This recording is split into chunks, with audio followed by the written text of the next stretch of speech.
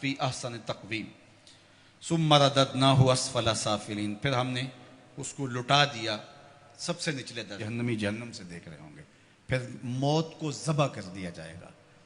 حدیث پاک میں آتا ہے جنتی اتنے خوش ہوں گے، اگر موت کو موت نہ آئی ہوتی تو یہ خوشی سے مر جاتے، اور جہنمی اتنے مایوس اور دکھی ہوں گے، اگر موت کو موت نہ آئی ہوتی تو یہ دکھ سے مر جاتے۔ اب جنتی جنت میں ہیں اور انہیں ان کی آنکھوں کے سامنے موت کو ذبح کر دیا، قصہ ہی تمام ہو گیا۔ اللہ تعالیٰ فرمائے گا اردیتم، اے جنتیو تم راضی ہو؟ پہلے اللہ آواز دے گا یا اہل الجنہ یا اہل الجنہ، وہ کہیں گے لبیکا وسعدیکا والخیر فی یدیکا، مالک حکم ہم حاضر۔ اللہ تعالیٰ فرمائے گا اردیتم، کیا تم راضی ہو؟ تو وہ کہیں گے ما لنا یا رب لا نرضی، اے ہمارے رب ہم کیوں راضی نہیں ہوں گے، ہمیں تو وہ ملا جس کا ہمیں تصور بھی نہیں تھا۔ حضور نے فرمایا کہ میں، بخاری کی روایت ہے، میں اس آخری شخص کو جانتا ہوں، اس آخری شخص کو جانتا ہوں جو جہنم کے رگڑے سہ کے آخر میں جہنم سے نکلے گا اور سب سے آخر میں جنت میں جائے گا۔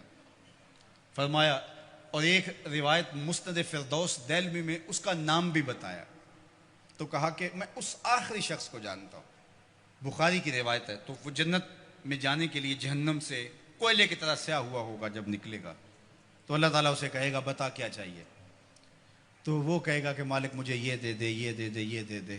اللہ کہے گا لکا ما تمنیت، جو تیری آرزو جا تجھے دے دیا، اب جنت میں چلا جا۔ تو وہ خیال کرے گا جنت میں تو کوئی 1 انچ بھی نہیں بچی ہوگی، اتنے لوگ جنت میں چلے گئے ہیں۔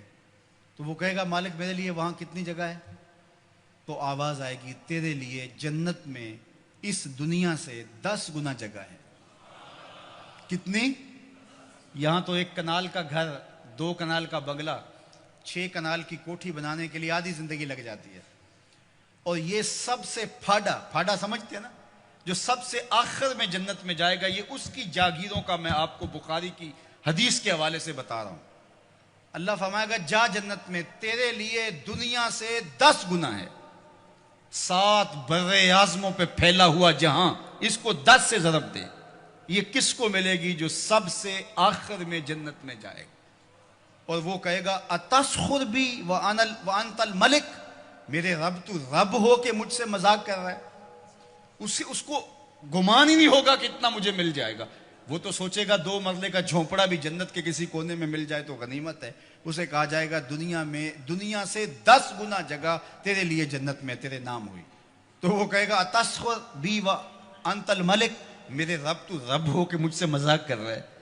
تو اللہ فرمائے گا مذاق نہیں، یہ حقیقت ہے۔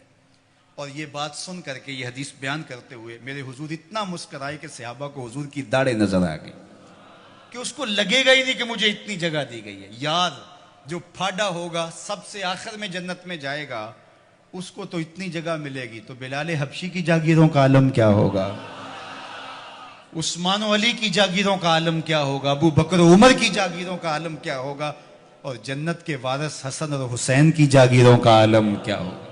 یہ تو سب سے آخر میں جانے والے کی جاگیریں ہیں۔ اب یہ جنت میں اتنا کچھ ملے گا، تو وہ کہیں گے ما لنا یا رب، ہم مالک ہمیں کیا ہوا کہ لا نرضی، ہم راضی نہ ہوں، ہمیں تو وہ دیا گیا ہے کہ جو کسی کو نہیں دیا گیا۔ تو اللہ فرمائے گا میں تمہیں اس سے بھی بہتر کچھ دیتا ہوں، میں اور تمہیں تمہاری جھولی میں کچھ ڈالنے والا ہوں۔ تو یہ کہیں گے مالک کو کسر تو نہیں رہے گی، ہم اگر یاد بھی کریں تو کوئی شے نہیں یاد آتی جو ہمیں ملی نہ ہو، جو آرزو تھی وہ ساری کی ساری پوری ہو گئی۔ اللہ فرمائے گا میں تمہیں ایک اور شے دینے لگا ہوں، تو وہ جھولیاں پھیلا لیں گے، اور اللہ فرمائے گا میں تم سے راضی ہو گیا ہوں، اب کبھی بھی ناراض نہیں ہوں گا۔ میں تم سے راضی ہو گیا ہوں، اب کبھی بھی ناراض نہیں ہوگا۔ جنت سے یا تو موت اس نعمت کو ختم کرے گی، یا پھر اللہ ناراض ہو جائے تو اللہ کسی کو نکال دے، تو اللہ ضمانت دے گا میں اب تم پہ ایسا راضی ہوں، اب کبھی بھی تم سے ناراض نہیں ہوں گا۔ ایسا اجر اللہ عطا کرے گا۔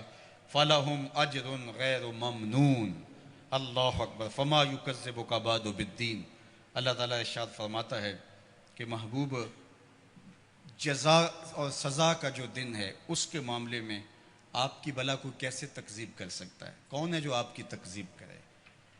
ایک دن ایسا آنے والا ہے جب سارے عملوں کی سزا اور جزا ہوگی، الیس اللہ بأحکم الحاکمین، کیا اللہ تعالیٰ جل شانہ حاکموں کا حاکم نہیں ہے؟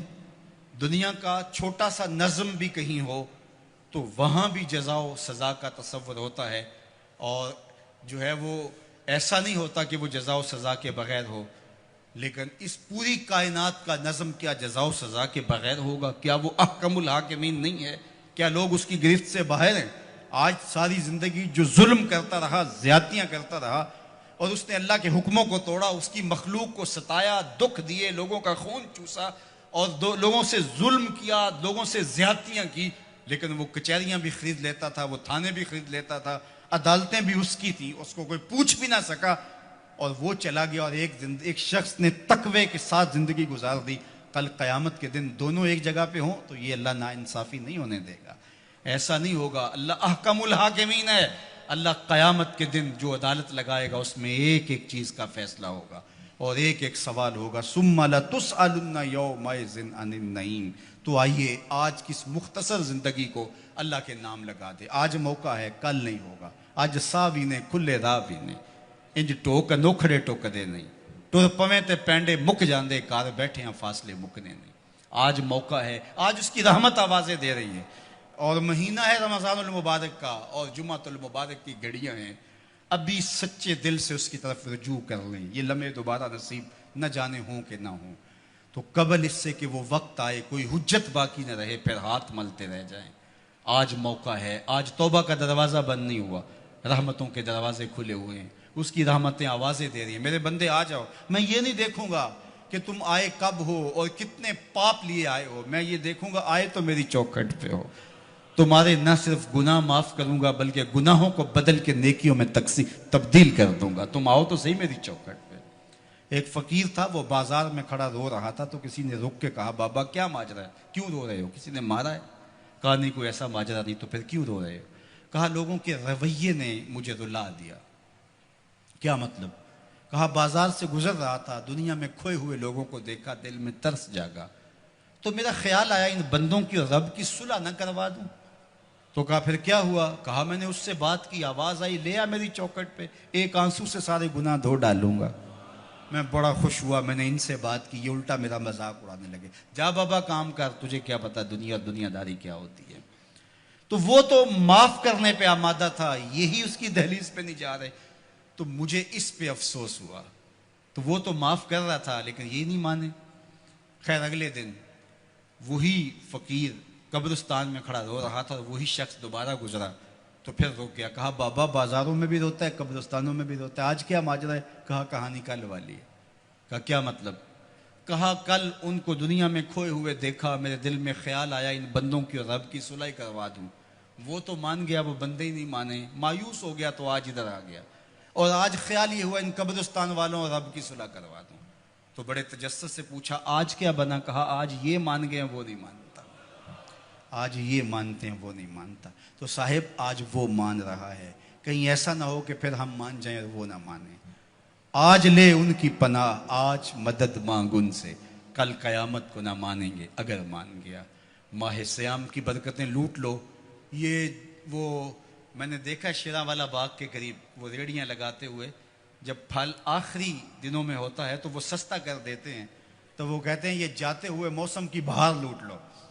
تو جو چیز جو ہے وہ 50 اور 100 روپے کلو ہوتی ہے وہ 20 روپے کلو بیچ رہے ہیں، آخری عشرے میں اللہ لوٹ سے لگا دیتا ہے، لوٹ لو میری رحمتوں کو، بس آؤ اور لو اور چلے جاؤ۔